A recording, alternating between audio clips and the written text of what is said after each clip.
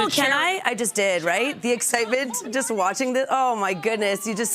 You feel it, don't you? Well, look, it's been a very busy few weeks in professional sports in the city, and now AFC Toronto is in the spotlight as the team inches closer to the first ever NSL Championships being held at BMO Field on November 15th. But first, the team has to face off against the Montreal Roses FC this Sunday at York Lions Stadium.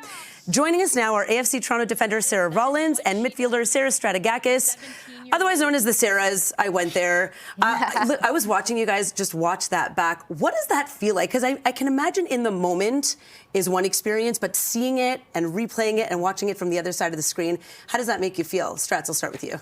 Yeah, it's a really good feeling. Obviously, this is a good team, and we had a strong performance, and yeah, we have a lot of talent, quality, so we've been enjoying our experience. Yeah. Look, Sarah, you guys are coming off heat, right? You guys are, I think, in my opinion, and I think it's favored to say, kind of like the favorites going into this playoff series, right? Mm-hmm. But not without rivalry, right? We talk about the Toronto-Montreal rivalry in really any sport. Mm-hmm. Do you find that that's something that you guys have to kind of like gear yourselves up for and kind of hype yourselves up for? Or is it just something like, just another day, we're going to go, we're going to play and do what we do best?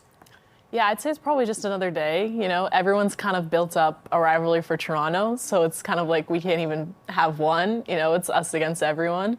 So, yeah, we kind of just approach every game the same and hungry to win. Yeah, for sure. And you're coming off your win in Montreal, which is a big deal. Now you have home field advantage. You're coming onto the second leg, Sarah. What does that mean for you? You both are Toronto natives. Mm-hmm. I imagine that also gives you guys a little bit of an extra feel when stepping onto the pitch. Yeah, absolutely. I think it's nice to play at home in front of our fans, and we want to give another good performance and another win, so we're excited for that. Okay, let's talk about wins because there's no shortage of them. Can we talk about this right here? Yes. Tell us more, please. Yeah, I mean, we've had such a great season so far. Like, everyone has put in the hard work, and everyone stepped up when they need to, and this just is proof of the effort that we put in and the work that our coaches and our staff put in. Mm-hmm. And just so that people understand, this is the 2025 Supporters Shield Champions Trophy. And it's a big deal, and it's heavy and it's beautiful, and congratulations, and no shortage of wins.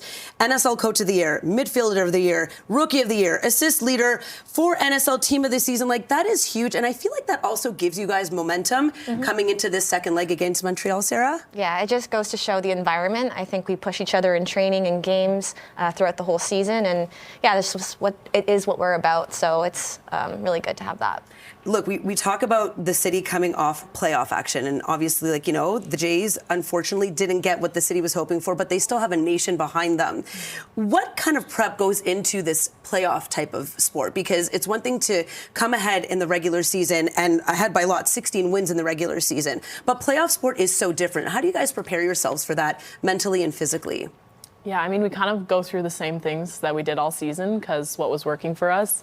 But yeah, it's definitely another level. It's like every game matters, and you have to treat every game like it's the last game you're going to play. Mm-hmm. So you got to put everything in it. And we're going into this game, like, not taking anything for granted, like thinking we have to win this game too, not just because we're up 2-0. Yeah, and I love that you guys are so humble about that. I think that's a lot of what we saw also with the Jays, is just this like togetherness, this sisterhood in your case, which let's talk about that as well. You know, we're talking about the rise in female sport. What a big moment this is.